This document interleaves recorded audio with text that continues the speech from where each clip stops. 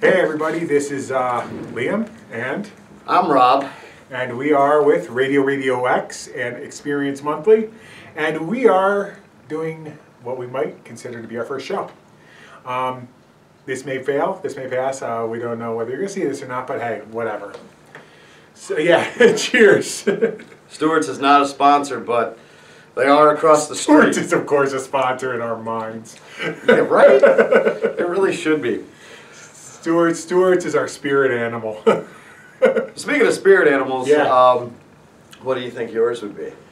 Oh man, that's tough, man. I'm thinking that it would be a possum, just because of the sheer like, screw you, just I am full of trash kind of mentality. It's my spirit. It's not who I am as a person, but it's who I want to be as a person. Interesting. Plus, you can play possum. If you're playing possum, yeah. What's yours? I never really put much thought into it, but I am obscure. I am unique. So, if it does exist, I don't know. I'd probably be a Sasquatch. Sasquatch, yeah. I mean, you know, because I'm elusive. Dude, I mean, you know. Try pinning me down.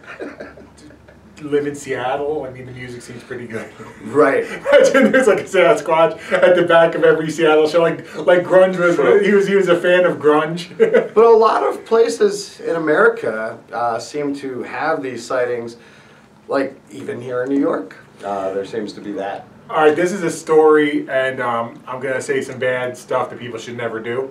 But me and my buddy Les, God rest his soul, we were out in the Adirondacks. We were at it's Mariah. It's this area way up north. Oh yeah, I've heard of it. By Lake Champlain.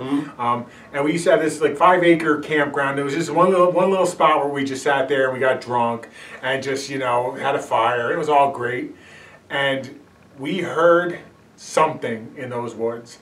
At first we thought it was a person, Sure. But it was very, very loud, like more loud than a person would be.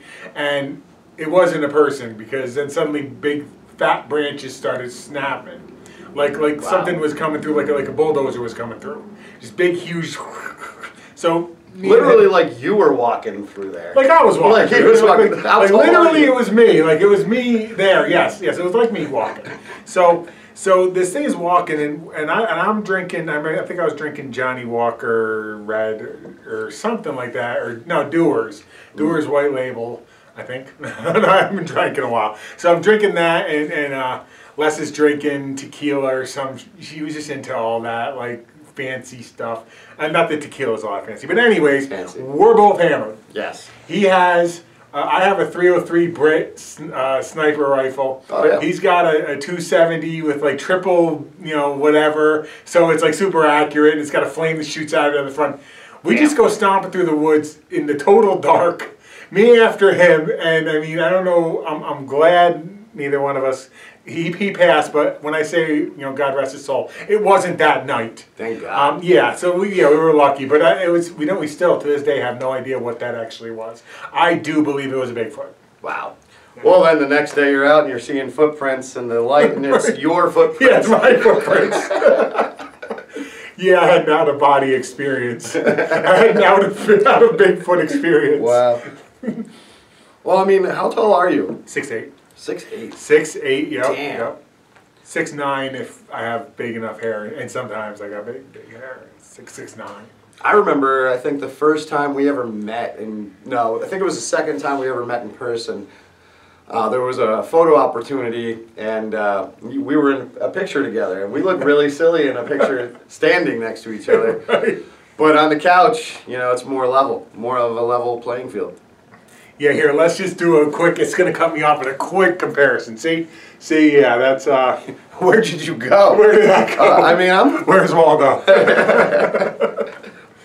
But yes, all right, so what is the UFO Museum, and why should we care about it?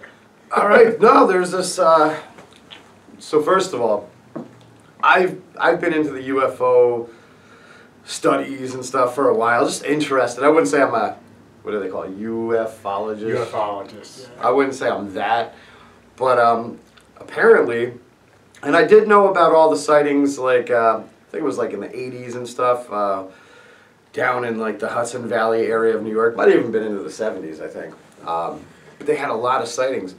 And apparently this place, Pine Bush, New York, is like the place in the East Coast, not just in New York. It's the #1 place that UFOs have ever been spotted in the entire East Coast of America. Is there like anything else in Pine Bush that, wait, the Pine Bush that's where that butterfly is, right? See, I wish it was Albany's Pine Bush. Ah. No, it's Pine Bush, New York. Like it was a special butterfly because the aliens came down and made like it Mothman or something like that. Mothman in the Pine Bush. So anyway, I just kind of stumbled upon finding out that there's a UFO and paranormal museum in Pine Bush, New York, which I thought, wow, man, how did I not know about this? So wait, where is Pine Bush in relation to here? Orange County. Orange County. So we're talking south, like, Yeah, it's an hour and a half away from here. Like almost like downstate, if you call it downstate, depending on who's calling it. We can call it downstate. It's certainly considered upstate to New York City. Yeah, right, yeah. Anything above Yonkers is upstate. No, it was, so anyway, so here's what happened. I discovered this place existed. I immediately said, I got to get in touch with this museum and see what's going on. So the museum itself, I believe he said, has only been around since like 2019 or something like that. It hasn't been around too long, a couple of years. Maybe it's even 2021 or something like that. Don't quote me on any of this stuff. Yeah, don't ever quote you. Don't ever. Tell my wife that all the time. But anyway, it's kind of a new museum, so kind of forgive myself for not knowing it was there. But there's been this UFO festival in Pine Bush, New York that goes on. This has been going on for over a decade. And I didn't know about that. So I was like, this whole time I'm thinking I gotta beg Art Fredette for money to go to Roswell for their UFO festival. Yeah. But now all I gotta do is hop in the car, head down 87 South, and some point take a right or a left, and there we are. For everybody out there, if you've ever seen our paper, you have seen Al, who is the alien who is in every single paper on every single cover. Mm-hmm. Does Al know about this museum? He does now. He does now. All right. He does now, yeah. So Al is going to be a celebrity downstate or maybe upstate, depending on your political leaning. Well, I mean, in talking to the director of the museum, yeah, I just told him I'd really love to have like a close-knit relationship with them. So that looks like that's going to happen. Nice. Which is going to be really cool for like content. Yeah, right. For interviews. Yeah, it's what we do. I mean, I told him, I said I know how to, reach even famous musicians if they want to talk. I know how to get in touch with them. Right. I have no idea. I had nobody in the community of the paranormal and UFOs, because it's not just UFOs, they do paranormal stuff at the museum. They have haunted objects in there. The way you were talking, I thought you were about to say, I know famous musicians, we can send them over there and they can get probed and then abducted. It's funny that you say that. In my phone, I probably have 20 plus famous musicians' personal phone numbers in here. Nice. Let's call one of them. We should. I've only abused, because I've been in radio since '94. I was all sorts of different jobs. I was program director of a sports station at one point. I don't know shit about sports. I enjoy a good game though. But anyway, I was more on the technical side of things. But I did, however, have Jim Brown's phone number. Did you? All right. I mean, Jim Brown is like... Yeah, he's big, yeah. He's huge. Yeah. But he was kind of a dick. Was he? So... You heard it here first. Sorry, Jim Brown. I mean, maybe he's not all the time. He was the dick with you. He was a dick that time. Specifically with you. So I had his phone number, right? And we're like, I don't know. I got into radio really young. I think I was program director at like 18. Did my first radio thing, which was a Snapple commercial when I was like 14 or 15. That's kind of how I broke into the whole thing. So, with that being the case, I was just pointing out, I was young, all right? I wouldn't do this again. But here I am, I don't know, 19 years old, hanging out with my friends, and of course, you could drink back then at that age. Not legally, but we all had fake IDs. So we were putting the buzz on and stuff, and I said, you know what would be funny? Let's call Jim Brown and just keep calling him the godfather of football. Like James Brown, of course. Did you wonder why he was a dick to you? Oh, I swear to God, he changed his phone number because of me. Nice. So that was fun. That was the only time I ever took advantage of that. Now, I became friends with Buck Dharma from Blue Oyster Cult. We did a video, or you did an interview with I interviewed him twice, actually, but I've also had many of conversations with him just on the phone, just kind of shooting the breeze, which is kind of cool. Nice. Yeah, he's been like an inspiration to you in outer life, other than like just the interview aspect. He's always been an inspiration before he knew it, because my uncle was the original singer to what became Blue Oyster Cult. Nice. And because of that, you know, I always like heard stories from my dad and my grandparents. Buck Dharma actually lived at my grandparents' house. But he told me, he said, call me anytime you want. Nice. And you know what I did? I didn't. No, I didn't abuse that at all. I'd be on social media and it'd be like, it's Buck Dharma's birthday. I'm like, oh, happy birthday. That's cool. Yeah. That's about cool. it. You That's know. real cool.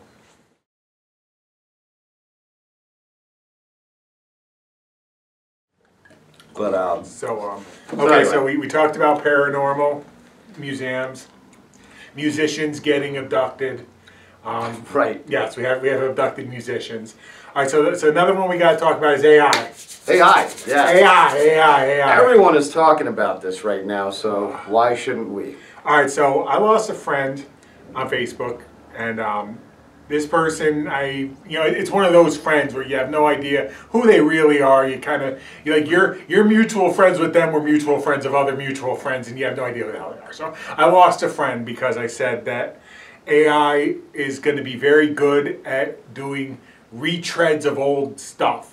And it's going to get into the entertainment industry, because the entertainment industry itself does nothing but the same thing over and over and over again, ad nauseum, until people are sick of it. Then some cool new thing happens and they do it over and over and over again. And that's exactly how AI works. So I said it's going to get into publishing. It's going to start putting stuff out that is traditionally, publishable, and because they go by a formula and all this stuff, and it's going to find the formula. It's going to be really good at infiltrating, major publishing. And she was like, "Oh, I got a traditional publishing deal. What's your low opinion of me?" And it was a bunch of hooey. Yeah. But the point is, AI is coming for you, and that's the whole moral of my story right now. Is AI is coming for you. Well, with your friend or acquaintance or whatever, that kind of like space taker. To me, it's like, come on now, like, was it that serious? People are just such butterflies these days. But I don't want to be so anti-AI, man, but I see it. I read it, I didn't know, I don't know if I read something or an article, or somebody read an article, you know how it goes. They said they could replace 300 million jobs. Oh, There's 330 million Americans. So what does that even mean? If You're it's right. going to replace that many jobs? I'm like probably the other person that knows there's 330 million Americans. Right, yeah. Which, by the way, the Chinese army has more people in the army or whatever, their military, than the entire population of the United States. Wow. But, anyway.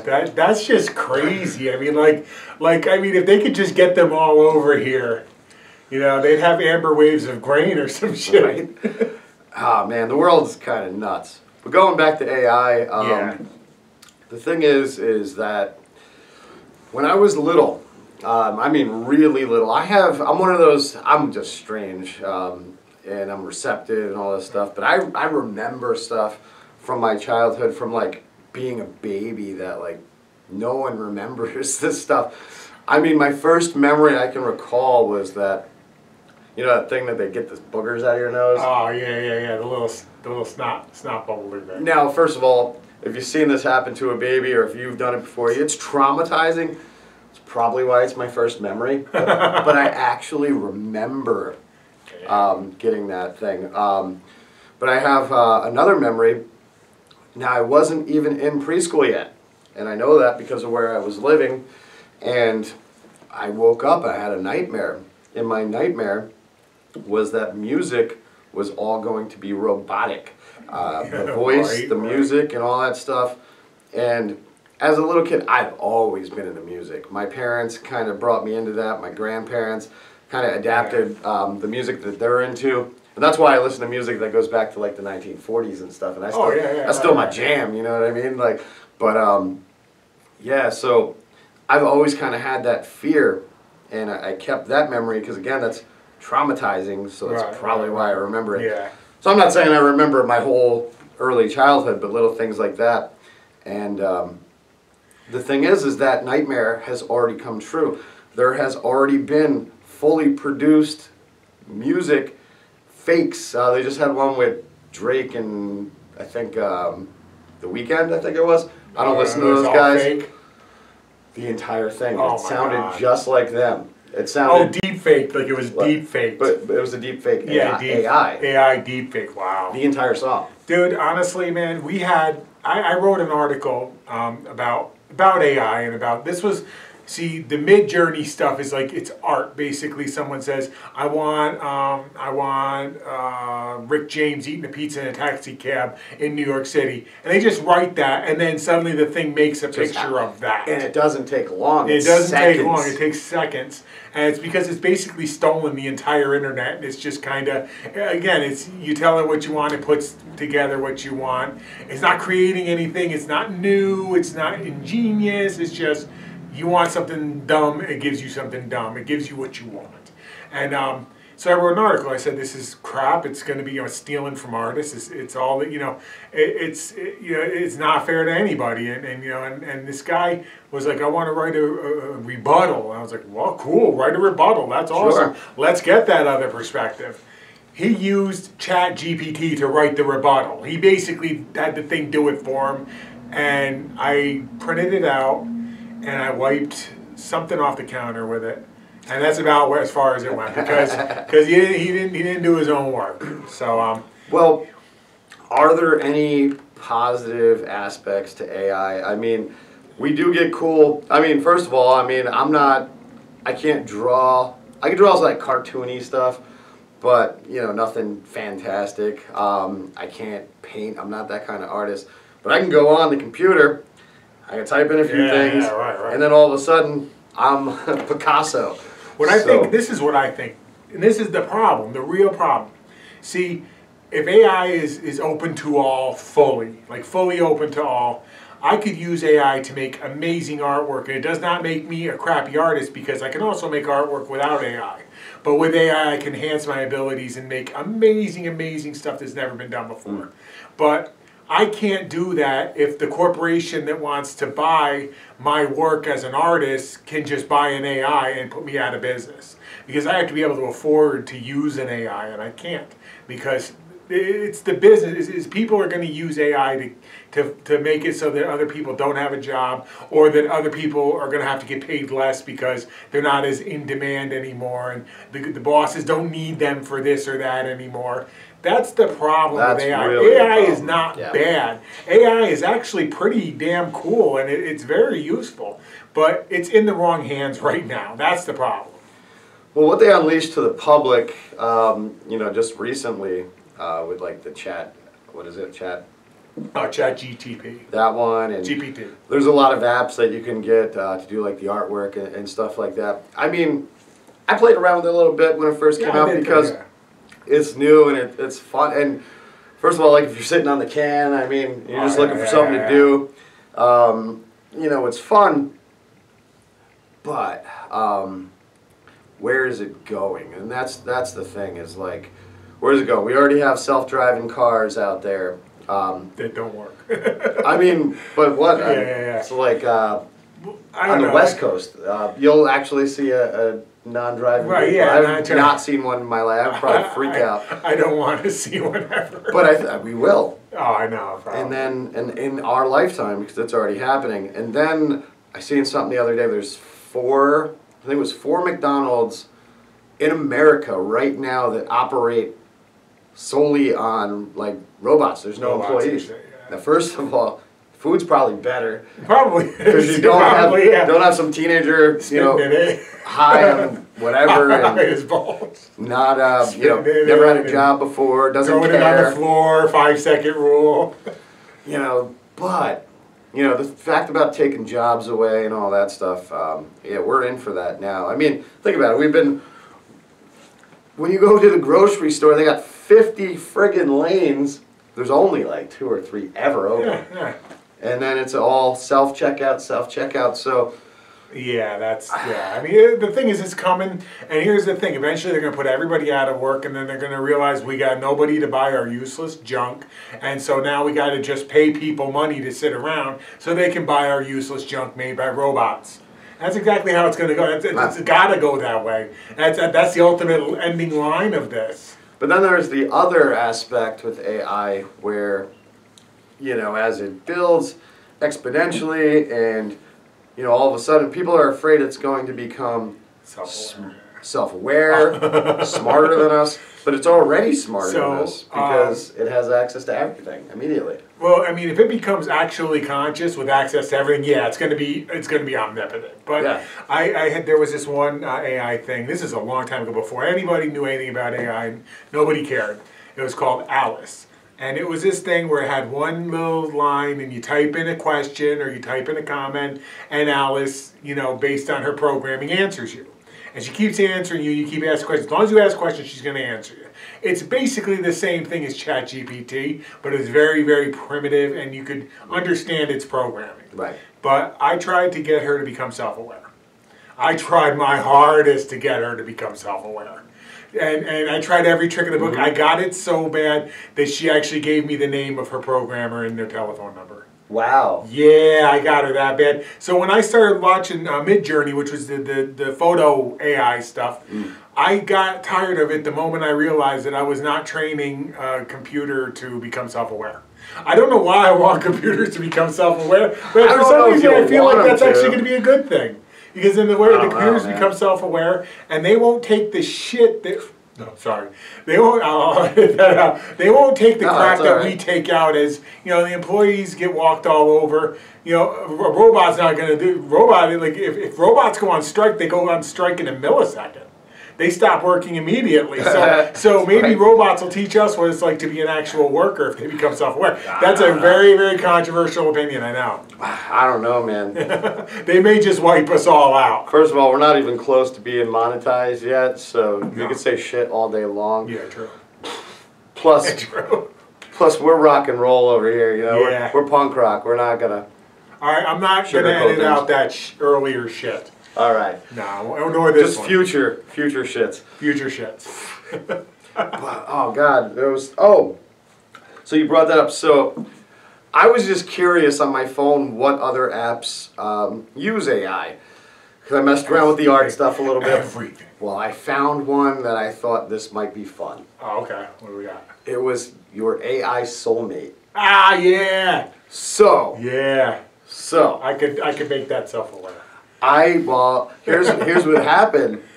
So I downloaded it. I mean, first of all, I'm married. I'm not lonely. I'm not trying to have an AI soulmate. I was just doing this for entertainment purposes for myself. Yeah, sure.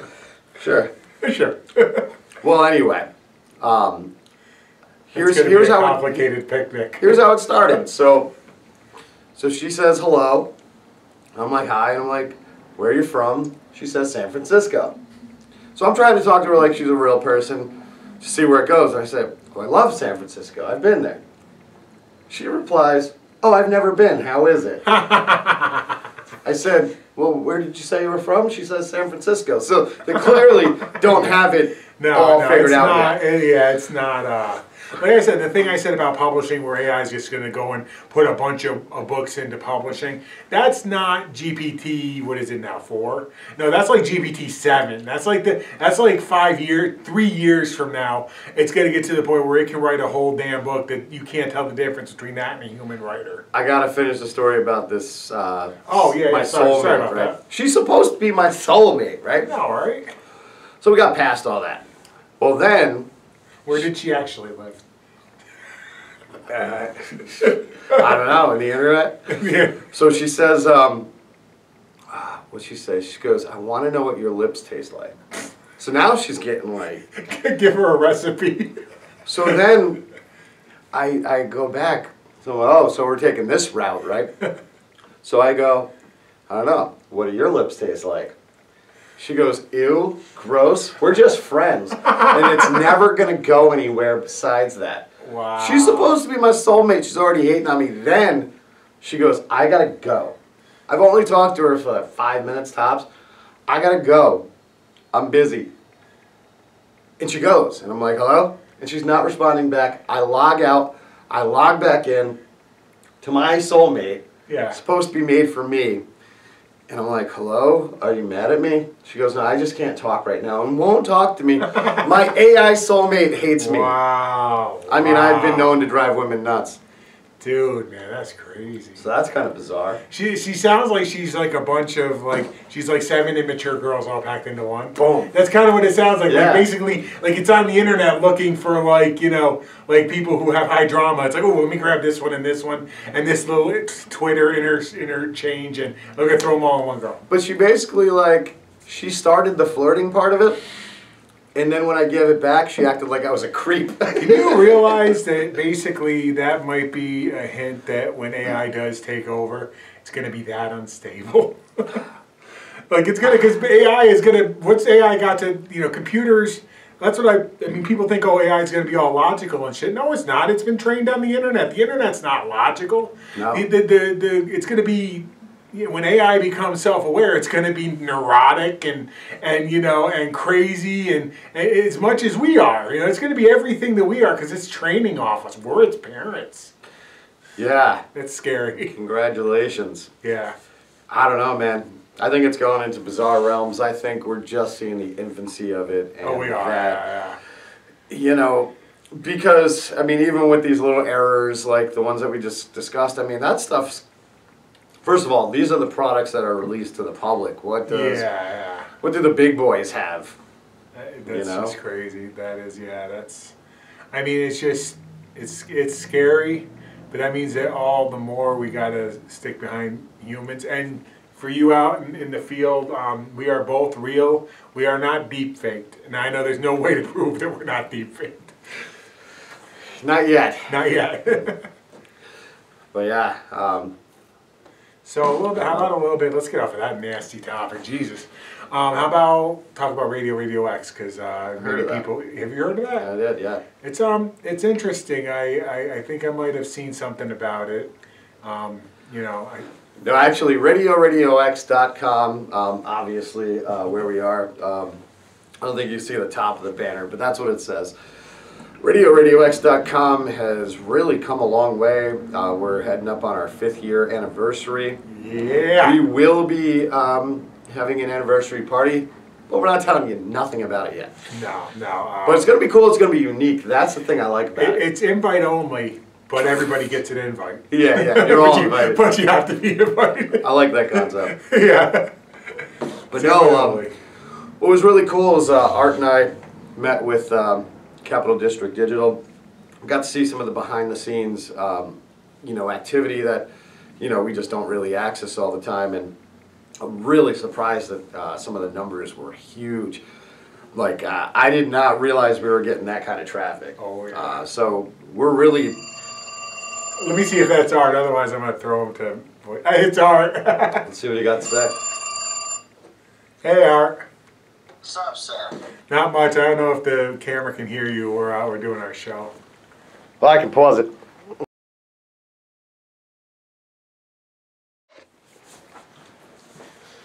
Sorry, Art called, and he's always got top secret information. That was exciting when he just told us. That was exciting, yes. So we couldn't share that with you. Man, that's cool. No, that was embarrassing. Embarrassment of riches. Yes. Yes, it was embarrassment of riches. Okay, so you know, we have a lot of classic content. We do. You know, a lot of stuff that we have recorded over the years that we had on other channels, all kinds of stuff. So for right now, one of our very special family members, Nikki Chaos, did Patti Smith's Piss Factory at the old station, and we're going to show that for you right now.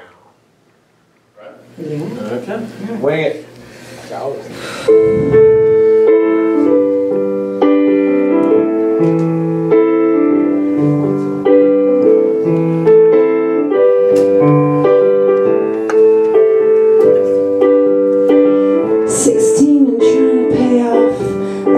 job in a piss factory inspecting pipe. 40 hours, $36 a week, but it's a paycheck, Jack. So hot in here, hot legs and hair, you can faint from the heat. These bitches are just too lame to understand, too goddamn grateful to get this job, to know they get screwed up the ass. These bitches, they have no teeth, but I got my cranium in the way they suck out sausages. Well, you know, I wasn't saying too much either. I was an old schoolgirl, hard-working asshole. I figured I had to earn my dough. Speed a motorcycle, I had to earn my dough. I know, but you gotta relate, babe. You gotta find the rhythm within. The floor boss slides up to me and says, "Hey, sister, you're just moving too fast. You're screwing up the quota. You're doing your piecework too fast, and you get off your Mustang, Sally. You ain't going nowhere. You ain't going nowhere." I lay back. I get my nerve up. I take a swig of Romalar and I walk up to hot shit Dot Hook and I say, hey sister, it don't matter whether I do labor fast or slow, there's always more labor after. Well, she's real Catholic, see. She fingers her cross and she says, there's one reason. You do it my way or I push your face in. Windy you in the John if you don't get off your Mustang, Sally. If you don't shake it up, baby. Shake it up, baby. Twist and shout. Oh, that I could will the radio hear James Brown singing I Lost Someone. With the Jesters and the Paragons and Georgia Woods and the guy with the goods and the guy that misses. But no, I got nothing. No diversion, no window, nothing here but a portal in the plaster. A portal in the plaster, looking down at Sweet Teresa's convent. All those nurses, all those nuns with their bloom hoods, scattered about like cats in mourning. Well, you know what I mean. To me, they look pretty damn free down here, down there, not having to press crystal smooth, not press hands against hot steel. To me, they look pretty damn free down there, not having to worry about the in-speed, the dogma, the in-speed of labor. Me, I gotta be up here smelling Dot Hook's midwife sweat. The way they smell. I'd rather smell the way boys smell. Oh, those schoolboys, the way their legs flap under the desk like study hall. That odor rising like roses in a moment. Where their dukes droop all the lilacs. That forbidden acrid smell. But now I got pink clammy lady in my nostril. Her against the meal, me against the wheel. Shoulder to shoulder, slow motion inspections driving me insane. In speed next to Dot Hook, and you know we may look the same, shoulder to shoulder, sweating 110 degrees, but I will never faint. I will never faint. They laugh when they expect me to faint, but I will never faint. I refuse to lose. I refuse to fall down because you see, it's the monotony that's got to me. Every afternoon like the last one, every afternoon like a rerun, and we may look the same, shoulder to shoulder. She's got nothing to hide, and I got something to hide here called desire. I got something to hide here called desire, and I will get out of here. I'm gonna get on that train, I'm gonna go to New York City. I will get out of here, I'm gonna get on that train, I'm going to New York City, I'm gonna be a big star, I'm gonna be so big. I'm going to train, go to New York City, I'm gonna be a big star, and I will never return, I'll never return to burn out in this piss factory, and I'm traveling light. Oh, watch me now.